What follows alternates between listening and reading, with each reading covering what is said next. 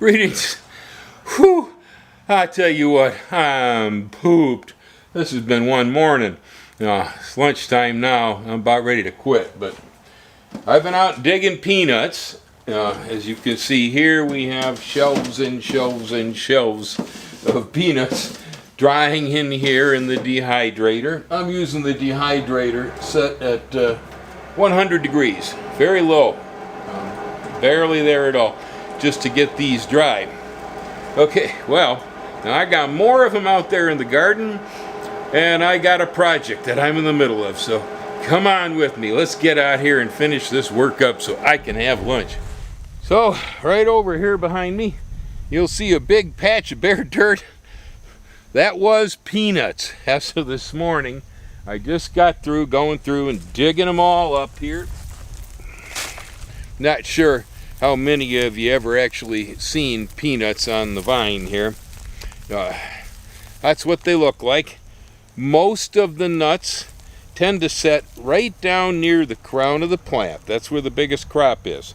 But that's not all where they come from, because out here you see there's some hanging further off the stems away from the plant. So you got to kind of dig out and around, gently lift the stems as you're going around trying to get your peanuts out, because otherwise you may lose some.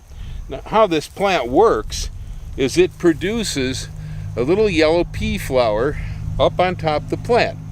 But as that flower pollinates, it turns around and it dives underneath the soil and makes these pods we call peanuts.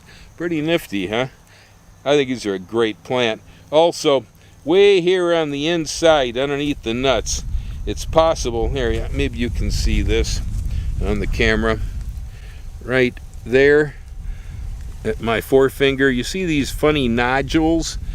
Those nodules are the rhizobia bacteria that are attached to the roots of this, because it's a legume.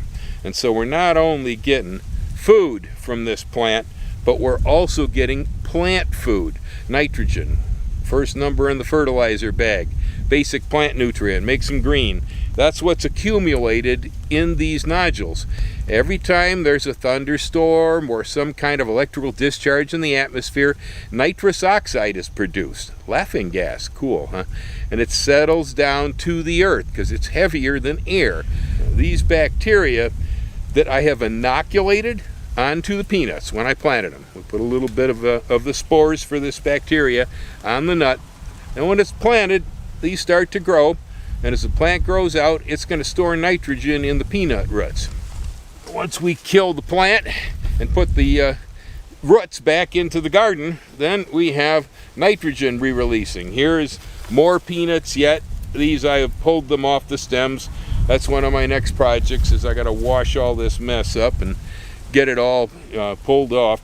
Peanuts are really worthwhile, and these Hawaiian red skin peanuts are some of the best I have ever eaten if we prepare them properly. But man, I tell you, they are a lot of work.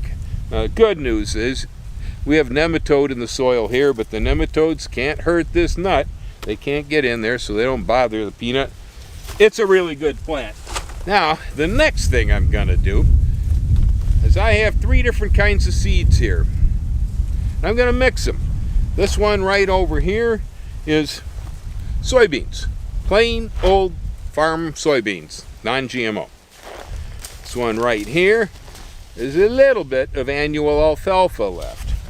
In this bag, right here, you can see it, I have mustard seed. This is Pacific Gold Mighty Mustard.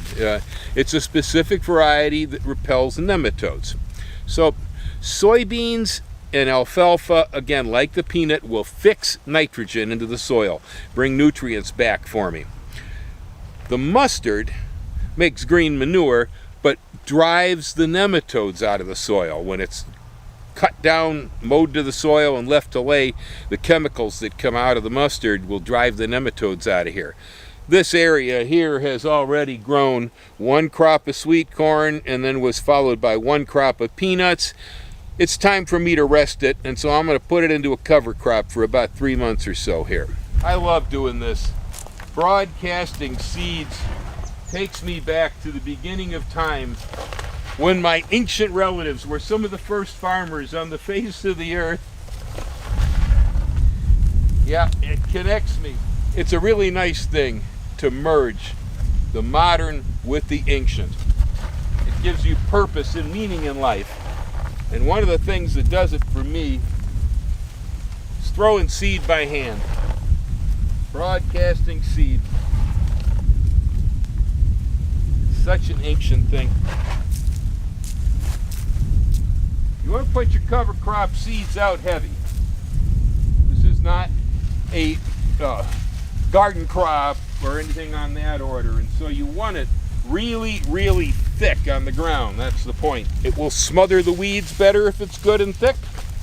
It will produce a lot more organic matter, and in the case of the materials that repel the nematodes in here, it's going to make more of it. So plenty.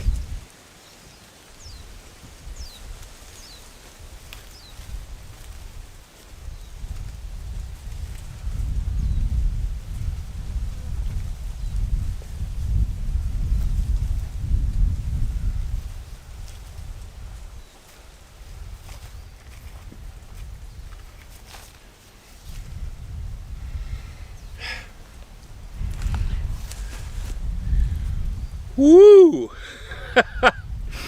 What a day. Yeah, I'm almost done now. That takes care of putting the cover crop down. I just sit around and pray for rain. We don't have to pray too hard around here usually. Should come soon, maybe this evening. That'll drive the seed in.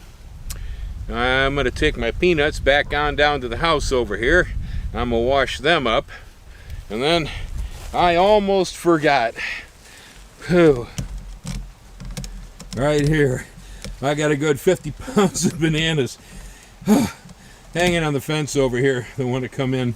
So I got to go get the machete. We're going to harvest those too. Busy day. Alrighty folks, aloha, happy gardening, hang loose.